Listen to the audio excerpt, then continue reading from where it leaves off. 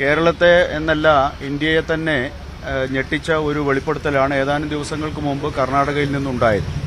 ധർമ്മസ്ഥല എന്ന തീർത്ഥാടന കേന്ദ്രവുമായി ബന്ധപ്പെട്ട് പ്രവർത്തിച്ചിരുന്ന ഒരു ശുചീകരണ തൊഴിലാളി നടത്തിയ വെളിപ്പെടുത്തലാണ് ഏറെ കോളിളക്കമുണ്ടാക്കിയത്.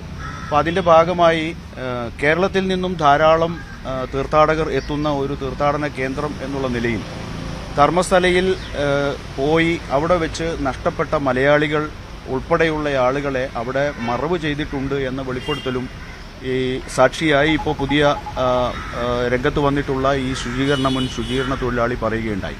അപ്പോൾ കേരളത്തിൽ നിന്നുള്ള സ്ത്രീകൾ, കേരള സാരി ഉടുത്തവർ, സെറ്റ് സാരി ഉടുത്തവരൊക്കെ അവിടെ താൻ മറവ് ചെയ്തിട്ടുണ്ട് എന്ന അദ്ദേഹത്തിൻ്റെ വെളിപ്പെടുത്തൽ വളരെ ഗുരുതരമായിട്ടുള്ള ഒരു സാഹചര്യമാണ് മലയാളികളെ സംബന്ധിച്ചിടത്തോളം, കേരളീയരെ സംബന്ധിച്ചിടത്തോളം ഉള്ളത്. വലിയ ആശങ്കയുണർത്തുന്ന കാര്യമാണ്. അപ്പോൾ അതിനെ സംബന്ധിച്ച് സർക്കാർ ആ വിഷയത്തിൽ ഇടപെടണം എന്ന ആവശ്യവുമായിട്ടാണ് ഞങ്ങൾ മുന്നോട്ട് വന്നിട്ടുള്ളത്. അപ്പോൾ ഇതിനെ സംബന്ധിച്ച് കേരളത്തിൽ ഈ വിഷയത്തിൽ ഇടപെടുന്നതിനു വേണ്ടി അവർക്ക് വേണ്ട നിയമസഹായം നൽകുന്നതിനു വേണ്ടിയൊക്കെ ഒരു ആക്ഷൻ കമ്മിറ്റി രൂപീകരിച്ച് പ്രവർത്തനം ആരംഭിച്ചിരിക്കുകയാണ്.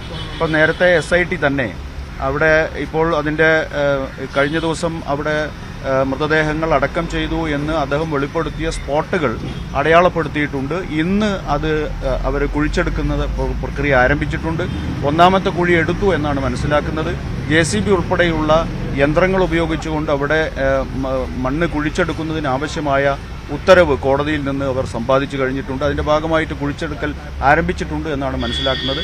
ആദ്യത്തെ ആ കുഴിയെടുപ്പ് പൂർത്തിയാകുന്നതോടുകൂടി വലിയ തോതിലുള്ള വെളിപ്പെടുത്തലിൽ കഴമ്പുണ്ടോ എന്ന തരത്തിലുള്ള വസ്തുതകൾ പുറത്തേക്ക് വരാനിരിക്കുന്നു.